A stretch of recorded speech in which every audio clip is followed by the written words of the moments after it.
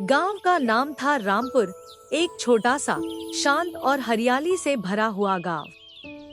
वहां के लोग सीधे सादे, मेहनती और परंपराओं में विश्वास रखने वाले थे। उसी गांव में एक गरीब किसान रहता था, रामू। रामू बहुत ही ईमानदार, मेहनती और स्वाभिमानी व्यक्ति था।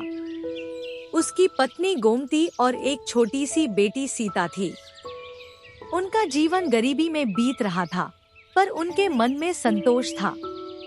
रामू दिन रात खेतों में मेहनत करता, परंतु उसकी फसल अक्सर मौसम की मार या जमींदारों के अत्याचार की वजह से नष्ट हो जाती। फिर भी उसने कभी किसी का बुरा नहीं किया, न ही किसी से शिकायत की। एक दिन गांव में नया जमींदार आया, ठाकुर रघुवीर सिंह। वह बहुत ही कठोर और अहंकारी व्यक्ति था। उसके आने के बाद गांव का माहौल बदलने लगा। उसने किसानों पर कर बढ़ा दिया और छोटी छोटी बातों पर उन्हें अपमानित करने लगा। रामू भी इस अत्याचार से अछूता नहीं रहा। एक दिन ठाकुर ने उसे बुलाया और कहा, रामू, इस बार लगान 2 गुना देना होगा। रामू ने हाथ जोड़कर विनती की, मालिक, इस साल फसल खराब हो गई है, मैं इतना लगान कैसे दूंगा? ठाकुर ने गुस्से में कहा, मुझे कोई बहाना नहीं चाहिए। अगर लगान नहीं दिया तो तुम्हारी जमीन छीन ली जाएगी। रामू दुखी मन से घर लौट आया। गोमती ने उसे ढांढस बंधाया, भगवान सब ठीक करेगा। कुछ दिनों बाद गांव में एक बड़ी घटना घटी। ठाकुर की हवेली से कीमती गहने चोरी हो गए। पूरे गांव में हड़कंप मच गया। ठाकुर ने तुरंत अपने आदमियों को आदेश दिया, चोर को पकड़ो, चाहे जो करना पड़े। गांव के हर घर की तलाशी ली जाने लगी। जब रामू के घर की तलाशी ली गई, तो वहां एक सोने का कंगन मिला। रामू और उसकी पत्नी दंग रह गए। रामू ने कहा, यह कंगन मेरा नहीं है, मैंने इसे कभी नहीं देखा। लेकिन ठाकुर ने उसकी एक न सुनी। चोरी भी करता है और ऊपर से झूठ भी बोलता है, इसे तुरंत पकड़ लो। गांव वाले भी रामू को शक की नजर से देखने लगे। जो लोग पहले उसकी ईमानदारी की मिसाल देते थे, अब वही उसके खिलाफ बातें करने लगे। रामू को पूरे गांव के सामने अपमानित किया गया। उसे चोर घोषित कर दिया गया। उसके ऊपर ऐसा लांछन लगा जिसे वह सह नहीं पा रहा था। उसकी बेटी सीता स्कूल जाना छोड़ बैठी, क्योंकि बच्चे उसे चोर की बेटी कहकर चिढ़ाते थे। गोमती भी लोगों के ताने सुन सुनकर टूट चुकी थी। रामू हर किसी से कहता, मैं निर्दोष हूँ, मैंने कोई चोरी नहीं की। लेकिन कोई उसकी बात सुनने को तैयार नहीं था। गांव में एक बूढ़ा और समझदार व्यक्ति रहता था, हरिदास। वह रामू को बचपन से जानता था और उसकी ईमानदारी पर पूरा विश्वास करता था।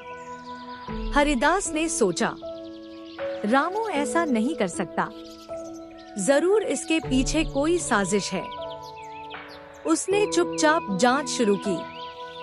उसने ठाकुर के नौकरों से पूछताछ की और धीरे धीरे उसे शक होने लगा कि इस चोरी में किसी अंदर के आदमी का हाथ है।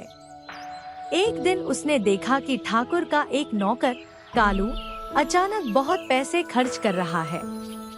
हरिदास ने उसे पकड़कर सख्ती से पूछताछ की।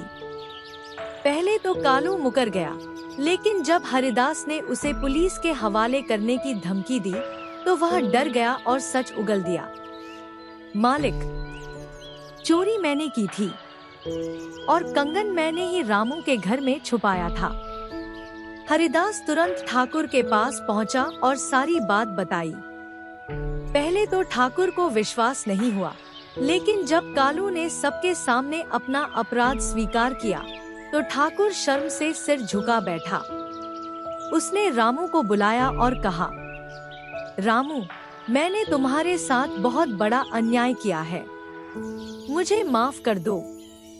रामू की आंखों में आंसू आ गए। मालिक, आपने मेरी इज्जत मिट्टी में मिला दी। मेरा क्या गया? पर मेरे परिवार ने जो सहा उसका क्या? गांव वाले भी शर्मिंदा थे। उन्होंने रामू से माफी मांगी। रामू का नाम फिर से साफ हो गया, लेकिन उसके दिल पर जो चोट लगी थी वह आसानी से नहीं भरी। ठाकुर ने उसे उसकी जमीन वापस दी और कुछ पैसे भी दिए, पर रामू ने पैसे लेने से मना कर दिया। मुझे सिर्फ मेरा सम्मान चाहिए था, जो अब वापस मिल गया है। हरिदास ने कहा, बेटा, यही सच्चाई की जीत है। देर से ही सही, लेकिन न्याय हुआ। रामू ने फिर से अपनी जिंदगी शुरू की। धीरे धीरे सब कुछ पहले जैसा हो गया, लेकिन उसने एक बात हमेशा याद रखी। इंसान की सबसे बड़ी पूंजी उसका सम्मान होता है, और एक झूठा लांछन उसे पल भर में छीन सकता है। और गांव के लोग भी अब किसी पर आरोप लगाने से पहले 100 बार सोचते थे। कहानी का संदेश। यह कहानी हमें सिखाती है कि झूठ और लांछन चाहे जितने बड़े क्यों न हो, सच्चाई अंत में जीतती है। किसी पर बिना सबूत आरोप लगाना बहुत बड़ा अन्याय है। ईमानदार व्यक्ति को कभी हार नहीं माननी चाहिए।